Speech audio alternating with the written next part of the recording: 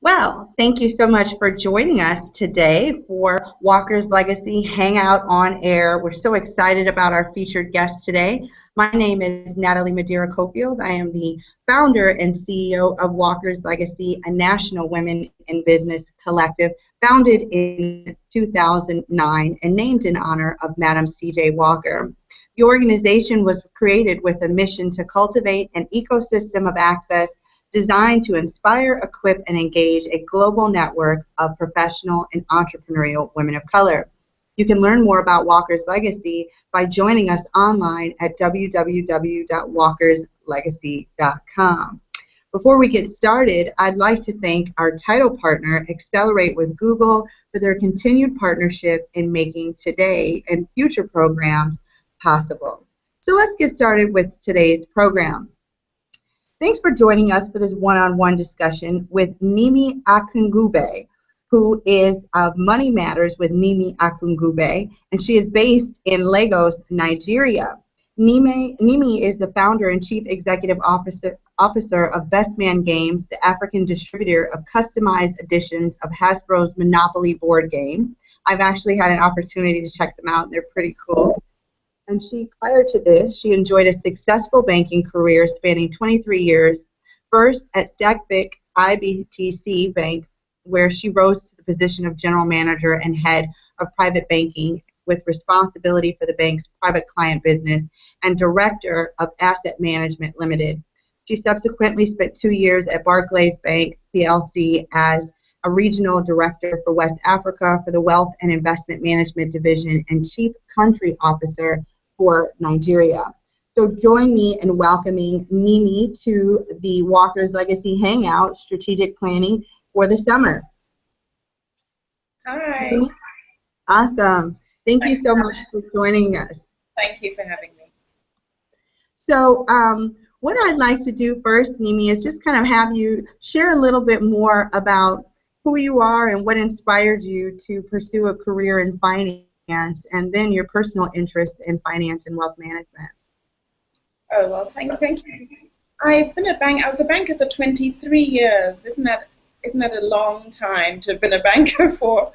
But I started out in the Treasury department and went on to the private banking, spent a lot of time in private wealth management and asset management.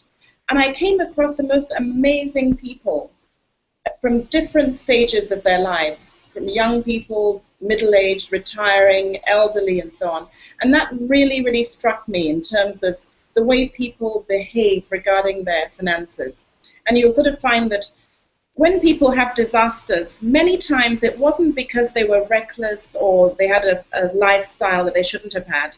Sometimes it was just simply because they didn't have the knowledge.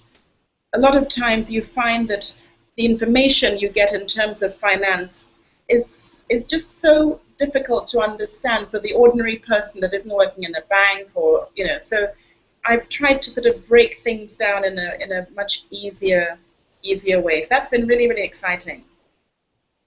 Awesome. So Nimi, and the fact that you're based in Lagos, Nigeria, let's talk a little bit about kind of some of the distinct differences between being in Lagos and women who are pursuing entrepreneurship in the U.S. before we can even really start getting involved in the discussion about leveraging downtime for strategic planning. Yeah.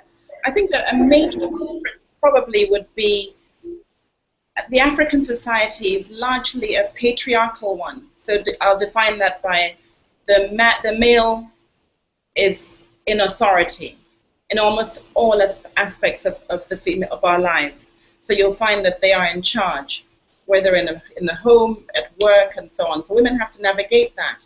And when it comes to the finances, that can be quite awkward. There's the traditional gender roles where women had to be taken care of by the male member of the family, their father, their brother, and then later on their spouse. Now that has changed a little. You're having women who are becoming increasingly successful. It's quite exciting. We're having women doing amazing things in government, in the corporate world, in business, in philanthropy, investing. It's amazing. Now that has some awkwardness sometimes because there's egos on the one side and you've got these really, really powerful women who you've got to navigate that quite carefully in this sort of society. Now, many women, because of that, it's quite amazing. I met some women recently. I was giving a talk, and some of them take their entire salary, and guess what? Give it to their husband. Wow. Who then gives them some spending money to just maintain the dynamics. That happens, which was quite extraordinary. So people have got to navigate that in this society. You have a lot of women who are able to navigate this quite well just by having very open communication, which is the key to making that work in relationships. But it is an issue that the women in this part of the world certainly have to face. So you have a lot of very, very successful women. Often you'd find that they probably never got married or separated or maybe divorced at the very highest level. That happens quite a bit. I guess that's the same everywhere in the world. Yeah, well, Nimi, while you're talking about that, you recently just won the Women for Africa Special Women Recognition. And obviously you have been very successful in kind of navigating through the terrain that you just talked about. And while the U.S. may be a bit different, we also do battle with a lot of disenfranchisement and disengagement of women in entrepreneurship, and are going through a great Women 2.0 movement in our nation right now. And I think that's kind of happening around the world. You're also very involved in a number of different organizations and serve on the board for the Tony Alumelu Foundation, I believe, as a mentor. Yes, that's an amazing organization, sort of helping new entrepreneurs to sort of face their dream. It's really, really extraordinary. But 1,000 young entrepreneurs right now in a sort of toolkit program where they're being trained to help them out with their businesses. Amazing business ideas from 50 African countries across the continent. Quite extraordinary. So how have you been able to navigate through the process of being a woman in business in Nigeria? I've had a lot of support. I'm very fortunate in terms of my husband and his family. Mother-in-law, magic word. For many people, I always find it hilarious when people sort of think of the mother-in-law as the enemy sort of thing.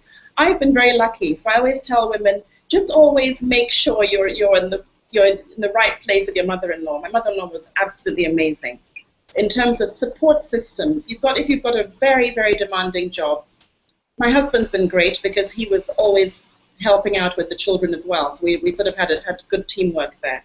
But when I had to travel suddenly or we're just not available, mother-in-law steps in.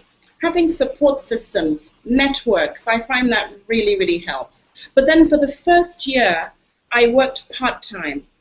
So at the initial part of my career, I'm a pianist. So I taught piano lessons at home. I was sort of nurturing a very young family, so I had children coming to my home for lessons, so I didn't have to leave home. But my first year in the bank was quite amazing and allowed me to work part-time. So I closed quite early. Sometimes you're able to negotiate some of those terms if you can.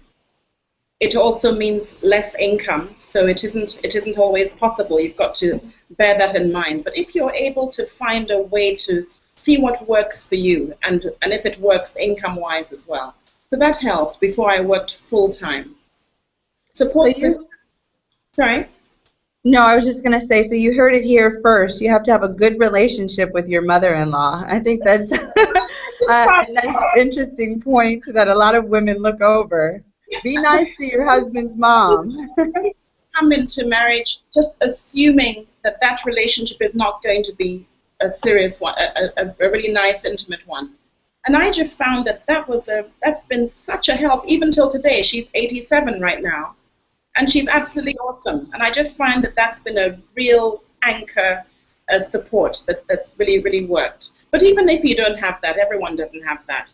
You've got to strike a balance. Your networks, your support systems, childcare. Childcare is critical. Where are you going to get people that can look after your child the way that you would want that to happen?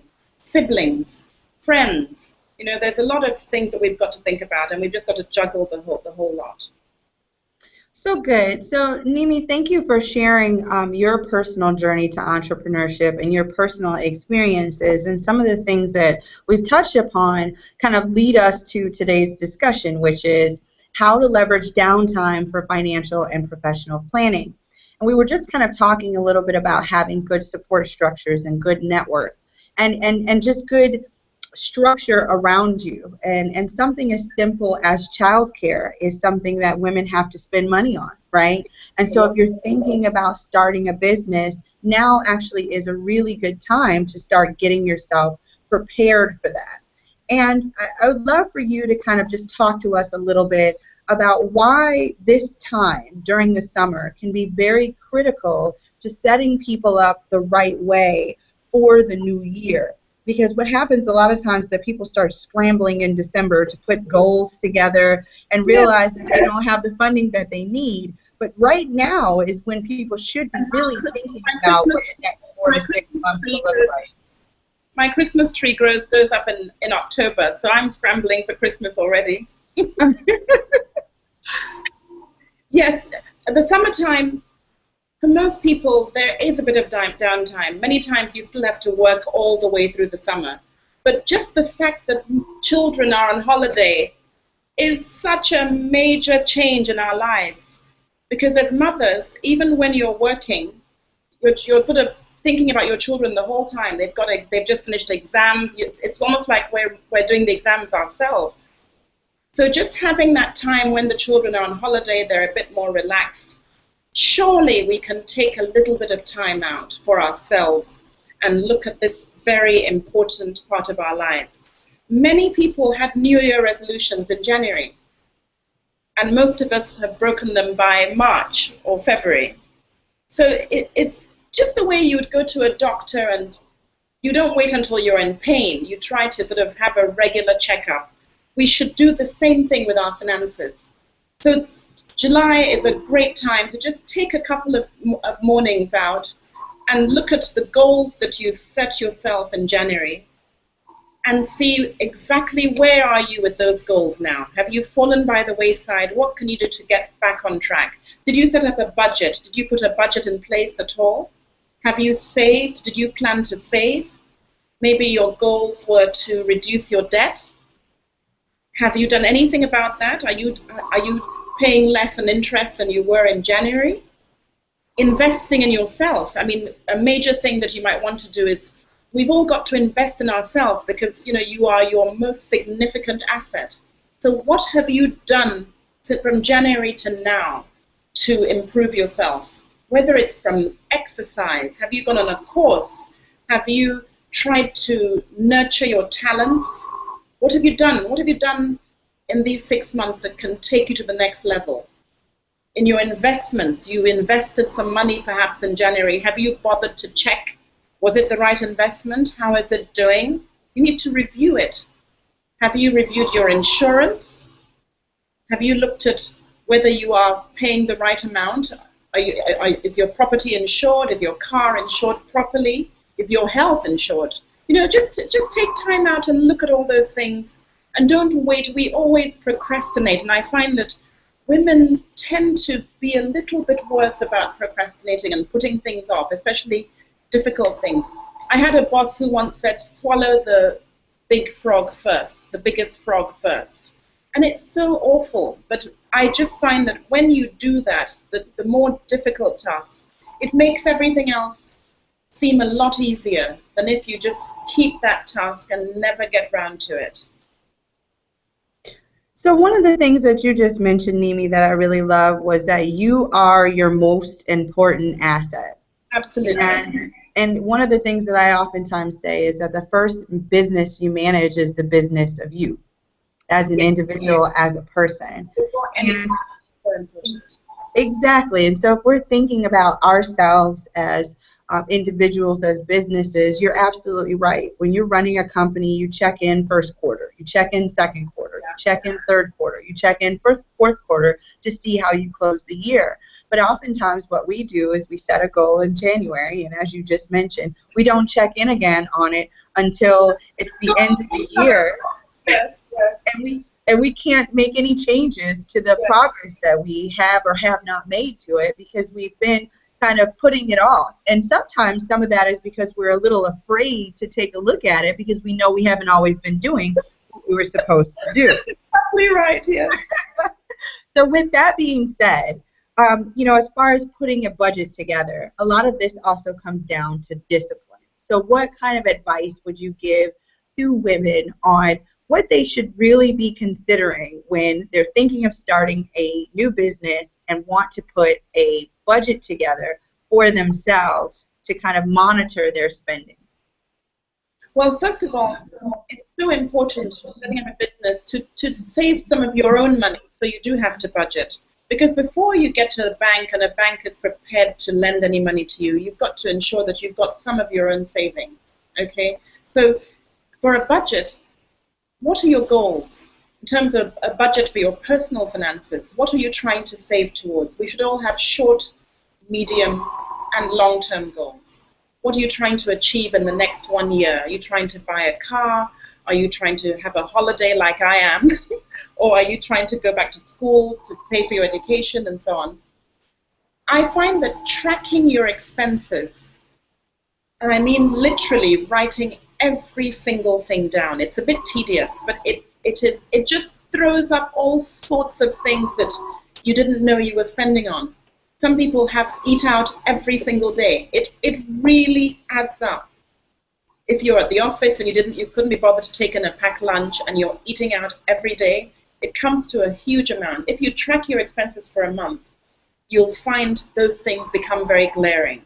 Telephone bills, that's one of my problems with my finances. I just find I spend too much on the phone. But if I discovered that by just writing everything down for a month, and that jumped up that I really can afford to do better with that. And then I found I could make calls with FaceTime and WhatsApp, and I've been spending all this money. So it just helps you to sort of navigate your finances better and focus. Your debt, you need to try to reduce your debt. If you've got a lot of personal debt, before you go into business, you've got to consider your debt and pay off the high interest debt as quickly as you can. Because otherwise your money is just going on those interest payments. A lot of women going into a new business and starting to be entrepreneurs, I just find that we haven't taken enough time with our business plan. And that is just so critical. You can't just, it's not for fun. You're not going into business for fun, or unless you're doing it out of charitable reasons. But you need to actually go through the motions of having the business plan. What is your vision? What do you hope to get out of this business? What's your mission? What do you want to achieve down the line? The business too must have short, medium, and long-term goals. Who's the competition? Have you done the research? Do you know who is in your space? What's going to make you different? You can't just go into a business and everyone's doing the same thing. There's got to be something unique about what you're bringing to the table that will make people want to buy your product or service. Are you providing a solution that people need? So these are some of the things that people need to think about. Now, if you don't have any personal savings at all, it's going to be very, very difficult to raise funds. You need to be, because no one's going to give you 100% of what you need. The banks might lend you a little bit, but you're going to have to borrow the rest or bring in equity partners. But you would have to have some of your own seed money to take ownership and control of your business. So that's so important. A major problem that women have is finding access to capital. But what's great, especially in Nigeria, we're finding that a lot of companies are actually taking an interest in women, because they've found that when you empower women, you literally empower families, communities, and generations. So it's great to bet on a lady, really is. I love that quote. It's great to bet on a lady. And in fact, one of the judges from a show here in the U.S., Shark Tank, actually talked about the fact that of the 27 companies that he's invested in, the only profitable ones have been those led by women. Wow. One of the other, yeah. Well, we always knew we were great. It's just been for the men to catch up, you know. So one of the things that I really loved that you were talking about was the fact that no one's ever going to give you 100% of what you need. Well, And Father Christmas maybe, but not many other people. It's very difficult to get someone to just invest in you totally. You've got to show some commitment yourself to your business, so you have to have saved something. And then, of course, the business goes through downtime. So I set up a business 2 years ago. For the first year, it was very hard to pay myself the salary that I become accustomed to as a banker. So my savings, I had to have savings in place so I could continue to sustain myself while I was building the business. so, okay, I like that too. You were just talking a little bit about the fact that, you know, one, going back to the original point, no one's going to give you 100%, so you have to have some kind of skin in the game. And that's important for the piece that you were just talking about, which is also access to capital, which is oftentimes an issue that women experience at disproportionately higher rates than men, which is difficulty with access to capital. And again, while you may be in Lagos and I may be in Texas, this is an issue that I think is a global phenomenon for women across the board. And I think that's something that we certainly have in common in terms of what we need to do to break down barriers. Beyond that, there's also this point about when you have skin in the game, that actually becomes the collateral that you need to get yourself a loan.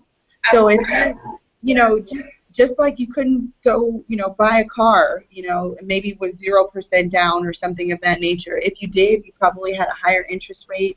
But that also goes to the point that you made, which is when you decide to start a business and become an entrepreneur, there are certain financial sacrifices that you'll be making too, which is that you can't expect to come out from a professional experience with corporate America maybe making the exact same amount that you were making then as an entrepreneur. So budgeting becomes even more critical because every dollar that you take out of the company is a dollar that you've taken out of the company.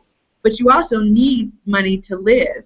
So during that specific time, Nimi, what advice would you give to women about saving their money? Because, you know, as we've talked about, there's the saving to get ready for this, and then there's the I've left my company. This is all I've got, and now I've got to make this last me through a runway period of saving. Yeah. Well, first of all, I think people should keep their personal finances separate from their business finances. I know a lot of women who literally just, it's almost like one pot of money. So they just take money from the business for their personal finances and vice versa. It's got to be completely separate. Even if your business has the most extraordinary prospects, and that's the way we all feel when we go into business. We all know that, I don't know, what's the percentage of businesses that fail? Of new businesses, it's quite a staggering number that actually don't make it. So if you jeopardize your personal and family finances in your business completely and something goes wrong, then it's disastrous. So it's important that even if you're putting money in your business, it is your business that is borrowing from you. And the documentation has got to be absolutely perfect, and the business is owing you that money and has to pay you back. And that's the way you can get to know that the business is actually viable. If it's not meeting its obligations, you might give it a soft loan, but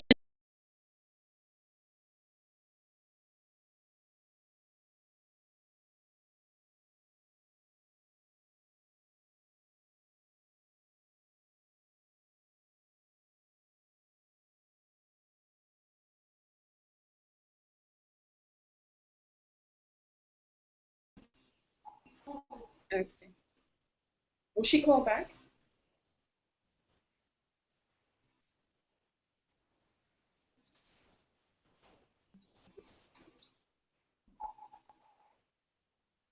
I think we're back now. I think we just had a technical glitch. Okay, I was talking about automating your savings because it's a bit difficult to, you need a lot of discipline if end of every month with all the expenses you have to make sure you save. But what I find is if you put in place a forced savings, so literally as money comes into your account on a particular time of the month, a standing order direct debit goes into saving. It could be just 10% of what's coming in. If you can do 20%, fantastic. But just consistency, discipline over time. It works wonders. So we've got to try and force ourselves to do that. And if you aren't ready, don't jump out of the corporate treadmill just because you're fed up with it. You need to be ready to leave. So if you've got a good job, there are, everywhere in the world, unemployment levels are staggering. So if you're in a good job and you want to set up a business, are you ready? Don't dump that job. You're planning to leave, and have a good plan. And don't get yourself fired either by paying too much attention to your business, because you're still working for somebody and you have obligations to your employer. But I'm so worried when people just resign, in a tantrum because they hate their job and they have this great idea. There's got to be a systematic plan over time, so you don't make a mistake. No, I like that, and again, that's what part of the discussion today is about, which is really being strategic about your personal and your financial goals. So you're absolutely right. If you make a very emotional decision to up and quit your job, it's oftentimes even easier to find a job when you have another job. Absolutely, that's so true. It's so much easier to find a job or to find an opportunity when you're still employed.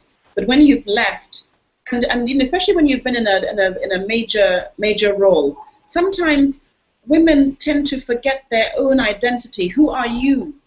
You're not this executive. Your whole identity almost changed and became this super executive. But you've got to get that personal brand, have a strong personal brand, and be sure that you are an entity in yourself, even without that fancy title. Nimi, you're hitting on so many really good points, and I think you're absolutely right. A lot of women go through identity crises after they've left a very significant corporate job where they've been able to say, "Oh, I work for so and so," and that really means something. Yes, yeah. I know. Because when you go out there and you're an entrepreneur and it's just you and it's just your brand and it's your business and people have never heard of it, there's a certain amount of confidence that you have to have, the ability to get back up from people not believing in you, and you can see it in their eyes that they may sometimes just glaze over like, oh, okay. Because for some people, when you're just starting off as an entrepreneur, they think that you're just unemployed, and that's not the case. You're really working towards something, and you have to be okay with knowing that if no one else believes in you, you believe in yourself. And that's why it's important for it to be the right time for you. So, I met someone a few days ago who feels she's been passed up on promotions for 2-3 years. She's miserable. She's got some ideas, but she hasn't got them really tangible. There's no business plan. Her savings aren't quite right. And I said, you absolutely cannot resign. You've got a plan. You've got a goal. You're working towards it. But don't get yourself fired, because the attitude she has right now is so negative, it's almost toxic. And the worst thing that can happen now is you get yourself fired. So just focus and be the best you can be on that job, and then plan your exit strategically. So Nimi, let's talk about this. This is more good stuff. So okay, I want to hone in on this particular point that you just made, which is, okay, you're in a job and you absolutely hate it. And when do you know it's the right time to go? And what I'm getting from what you're talking about is this. Whether you're an entrepreneur or you're working for someone else, there's going to be moments where it's very difficult, where you're doing things that you may not feel comfortable doing. You may be upset about the predicament that you're in. Many entrepreneurs find themselves banging their head against a wall for quite some time until they finally have a big break. But it comes down to someone's ability to be resolved and resilient and get back up. Because if you can make it through one of those types of experiences in corporate America, you certainly have what it takes to get yourself back up when it's just you. You don't have anyone else to be upset at that point. You can't get mad at the boss then, because the boss is you, And if you're doing this, you got to be doing this for the long run. Now, the second point that I'd love to get your feedback on, and this was one of the questions that we received from the audience, was, and it goes with this, which is, how do you start the process of negotiating you've climbed corporate ladders and have had significant senior positions across the world, with influence across the world. So how do you start the process of, for those women who don't want to be entrepreneurs, positioning themselves for negotiating salary, negotiating raises, and other aspects that come along with what makes people happy at work? Maybe a position change. How do you climb the corporate ladder? I think you need to have confidence in your strengths. So you should really track. What I find in the corporate world is often people remember the negative things and they forget all the wonderful things that you've done over many, many years. You have to track that yourself. Major milestones, things you did, results that you gained, people that were very impressed. You need to track that so that when you're negotiating, you understand why and what value that you bring to the table. But that's a major thing about women, though. I don't know why we hardly ever go up and ask for a raise. We don't do that. It's almost like a taboo to, you're a bit pushy if you do things like that. So it's something that we should do. And if you're going into an interview, I hear that I was reading about a strategy that people use. Don't let the new employer say what they want to pay you. You don't suggest an amount. I gather that really works.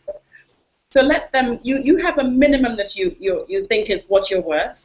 You're not going to go below that, but you're not going to say what that figure is. And apparently this really, really works. So let them say what they feel. You say, look, I'm working for this, I want to work for this great company. I think I bring a lot to the table, but I'll leave you to suggest and say what you think that I'm worth.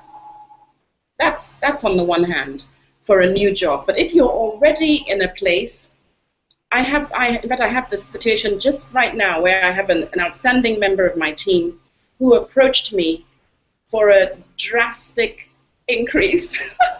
I was so staggered. I was so shocked. But she really is a performer. I couldn't do what she was asking, but I certainly was able to increase it slightly. So I mean, if she hadn't come for that, she would never have got it. And it put me on alert, because I know that she can get that somewhere else, because there was other companies that had offered her higher than what I was paying. So I think it's great if we have the confidence in our ability, we know it ourselves, and you're confident enough to approach your boss and, look, I want to work here. I love what I do. I love the company. I see myself here for the long term, but you're not paying me enough. And a boss will have to take that seriously if you are worth your onions. If you're not, they'll just say, well, there's the door. Well, I think the most important part of what I'm hearing you say, which is absolutely true, is you can't ask for things if you're not delivering. If you're not a performer in the workplace, and you know when you're performing. You absolutely know. We've all gone through periods of underperformance and periods when we're flying, so you know the difference, and that's when you have some position of strength for negotiation.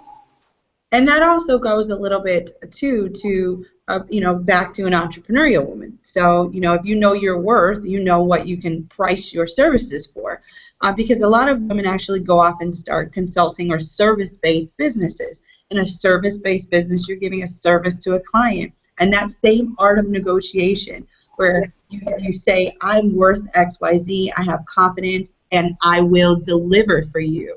That's the confidence that I have. And as such, this is what I'm looking to receive in terms of my compensation. Because, the reality is our inability to ask for money in a professional environment is also manifested in our reduced ability to ask for money, or reduced effort to ask for money in an entrepreneurial setting. So women oftentimes feel more insecure about asking for venture capital funding, about asking for a bank loan, about asking for people to actually invest in their business.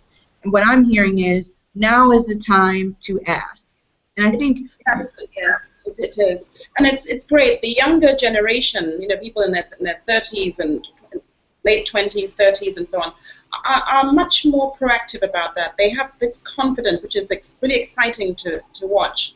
in terms of taking those sorts of steps, whereas people from my generation were much more reticent about. You're almost embarrassed talking about money, and so you just accepted whatever you were given and moaned in the background.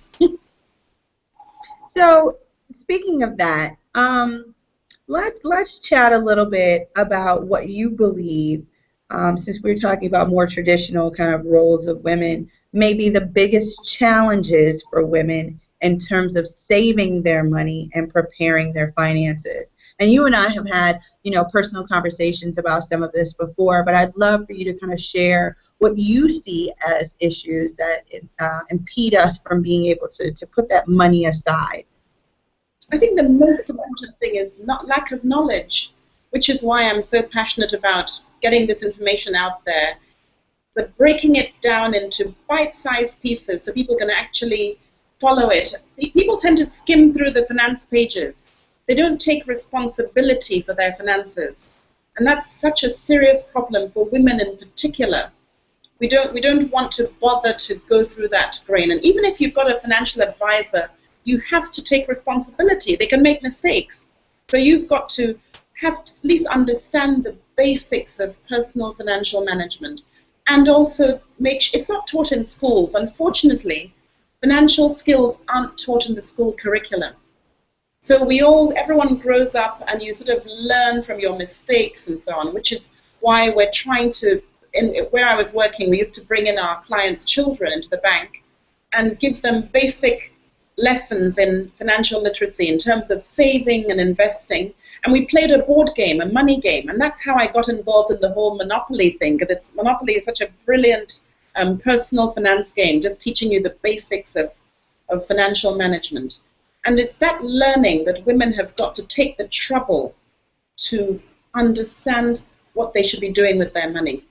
But if they have set goals that they're actually working towards, that makes it easier. And then seek professional advice to determine what you should be doing.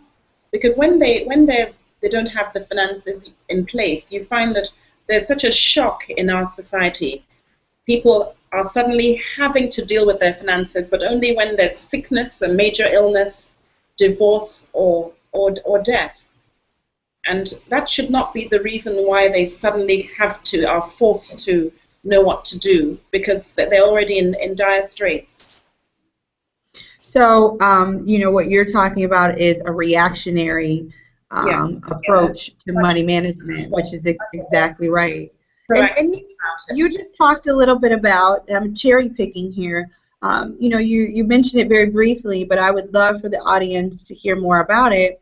The inspiration behind your Monopoly board game. I mean, let's first start by saying, and correct me if I'm wrong, but you own the license to Monopoly for all of Africa, correct? Yes, we have the distributor license for 48 African countries to create customized African editions, which is just so exciting for us. So we're in the process of doing that. So basically, what we hope to achieve, financial literacy. We feel that if you can empower people regarding their finances, that will have a huge impact on the economic development of the continent. So the Monopoly board game, apart from it just being a fun board game, it's amazing. It teaches you about purchasing real estate, collecting a salary, paying your taxes. It's amazing strategy-wise. And then because we've all grown up on either the London edition or in America you had the boardwalk and so on, just having African children, Nigerian children, having their own game with their own streets and landmarks, iconic places, it's just great to have that. Also, I just got a bit tired about the narrative about Africa, which was all about disease, despair, death, Ebola, so it's just if we are able to tell our own story and just show the beautiful cities in Africa on the Monopoly board game, that just creates something special for children all over the world to be able to learn more about their cultural heritage. And not just for Africans on the continent. For example, in Nigeria, there are 20 million Nigerians in diaspora. There's a family called us from the UK. Their children had never been to Nigeria. and they never wanted to go to Nigeria because all they could think about was the worst case scenario. And when they were given the Monopoly game for Christmas, the Lagos edition, which was the first African city edition, now they're just dying to come here and actually visit those places themselves. So it's wonderful.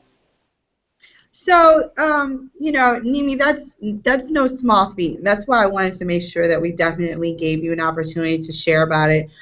When I had the opportunity to meet you in Lagos, I was so impressed by what you have done and what you are doing. And I think it's so important to create engaging educational products for a wide range of audiences, and that's exactly what you're doing. Let us know, this is a plug though here for you, how would someone, because we have folks who are watching this from the U.S., people who are outside of the U.S. who would love to get their hands on one of these board games. So how does someone go about buying one of your board games? Do you have a website or an email that someone can shoot to you? That's right, yes. If we go to our website, which is bestmangames.com, you'll find the information on that. But we're on Amazon UK. We're not on Amazon in the US at the moment, but we're working on that. But for Amazon UK, it's in the UK. Yeah. But awesome. if you go to our website, www.bestmangames.com, you'll find all the information about the Monopoly games. And it's not just Monopoly. We've been very fortunate. We have the rights to do all Hasbro games customized for the African continent. So Trivial Pursuit, Risk, you know, there's just so many things to do. But Monopoly is our flagship product, and that's so exciting. So we've been setting up personal finance school clubs in schools. So last week we had a Monopoly tournament with about 5 public schools. And one of the children, the winners got educational grants from corporates who've supported us, who also have this vision to empower people regarding their finances. So we've got a wonderful network of companies who have seen the value in this and who are very interested in being part of this journey. So, again, you heard it, bestmangames.com, correct, Nimi? That's right, yes. Bestman, as in the bride and groom, bestmangames.com. Bestmangames.com. So, ladies, let us please support Nimi and her amazing work in Lagos and throughout the entire continent, changing the narrative of the African story around the world, and also empowering men and women and children around financial literacy and economic empowerment. Now, Nimi, we're coming to a close, and I just wanted to hear from you.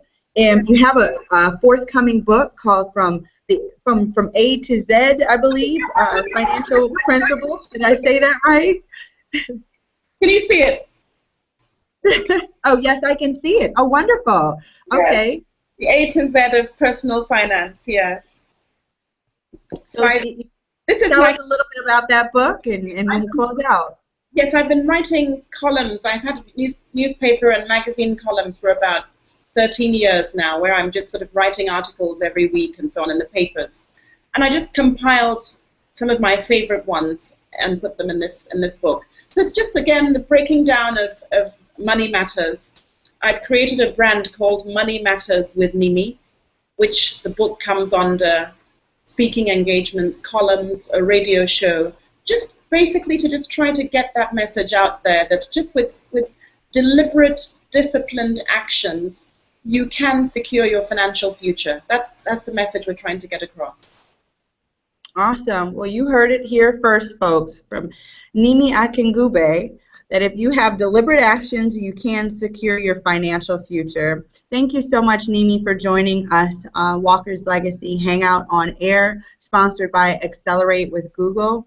It's such an honor to interview you, and I'm really looking forward to seeing you again. And I have to also say that this is a very exciting moment for us with Walker's Legacy, because you are our very first international interviewee. Oh, my goodness. So, yeah, round of applause for that.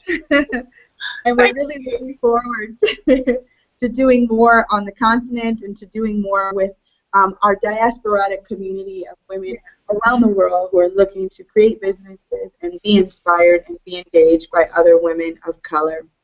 Again, yeah, Walker's Legacy looks to bring you insightful, meaningful opportunities for conversation and community, and we hope that you found today's hangout to be informative and engaging. Again, we'd like to thank Accelerate with Google, and we look forward to you joining us in person for some of our forthcoming July programs about communicating for contracts and corporate America.